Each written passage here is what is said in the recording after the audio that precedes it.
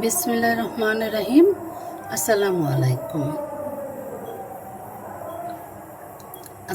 প্যানে ঘি দিয়ে দিলাম 2 চামচ।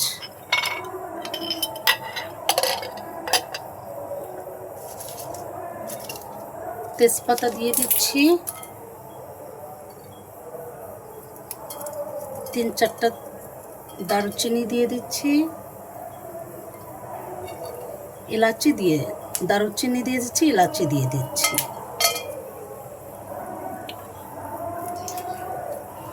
এগুলা হচ্ছে তালের শাঁস। আমরা যে তাল খাই সে তালের বিচির ভিতরে যেটা হয় শাঁসটা, সেটা আজকে রান্না করব, তালের শাঁস রান্না করব। আমি এটা দিয়ে দিচ্ছি।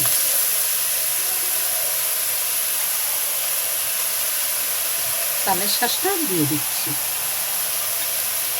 আমি ঘির ভিতরে দারুচিনি এলাচির ভিতরে আমি এটা ভুনে নিচ্ছি।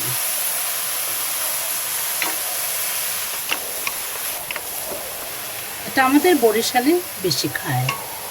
আমি জানি না আপনাদের দেশে খাচ্ছেন কিনা, সবাই কে কোন দেশে, সবাই তো বাংলাদেশের ভিতরে, কোন দেশে এটা খায় জানি না। আমরা বরিশালের মানুষ এটা খাই।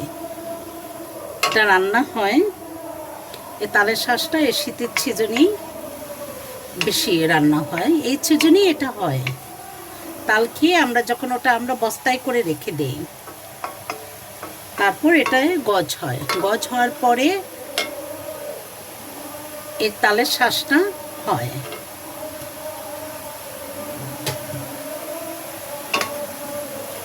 একটু লবণ দিয়ে দেব,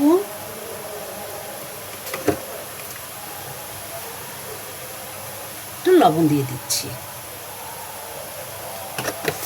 যে কোনো মিষ্টি জিনিসে লবণটা দিতে হয়। এখন এটার 1 কাপ চিনি দিয়ে দিচ্ছি। স্বাদ অনুযায়ী দিবেন আপনারা, যে যেরকম চিনি খান, কম বেশি যেভাবে হোক সেভাবে খাবেন। দিয়ে এটাও অনেকভাবে কষাতে হবে।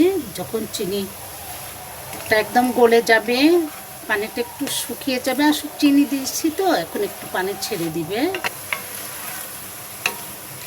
এই তালের শাঁসটা খেতে এত মজা, আসলে সেটা আমি ভাষায় প্রকাশ করতে পারবো না। যে কোনো মিষ্টি জিনিসের চেয়েও অনেক সুস্বাদু, কিন্তু গাঢ় দুধ এবং ঘিটা বেশি প্রয়োজন।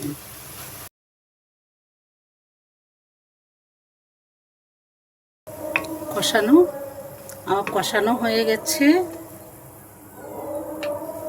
একদম অল্প হয়ে গেছে।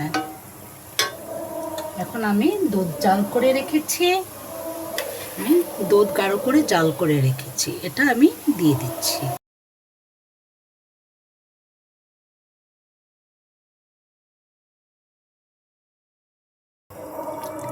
এটা হতে থাকবে। গাঢ় করে দুধ আগে জাল করে রেখে দিয়েছিলাম অফ ক্যামেরায়।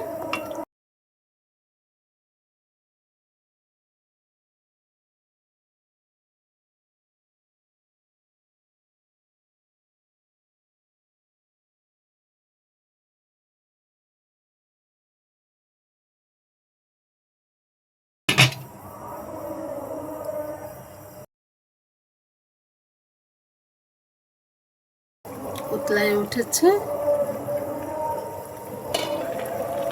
আরো গুঁড়া দুধ দিয়ে দিয়েছি।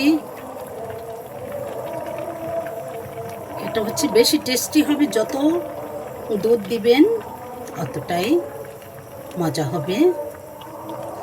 আরো হাফ কাপের মতো দুধ দিয়ে দিয়েছি।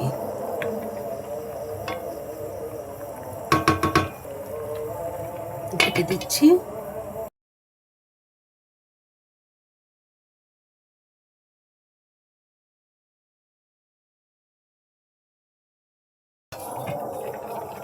আমি এখন ঢাকনা উঠিয়ে ফেলছি। আলহামদুলিল্লাহ, আমার রান্না হয়ে গেল। এই যে রান্না হয়ে গেছে। আপনারা এইভাবে রান্না করে আলহামদুলিল্লাহ খাবেন। আমি এখন ঘি দিয়ে দেব।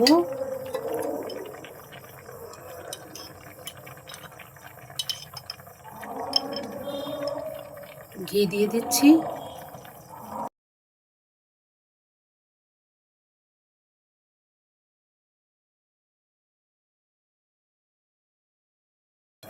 এখন চুলোটা অফ করে দিয়ে দিলাম। আমার রান্না হয়ে গেছে। ভালো লাগলে লাইক, কমেন্ট, শেয়ার, সাবস্ক্রাইব করে নেবেন। আর যদি ভুল ত্রুটি হয়ে থাকে আমাকে কমেন্ট করে বলবেন। আসসালামু আলাইকুম।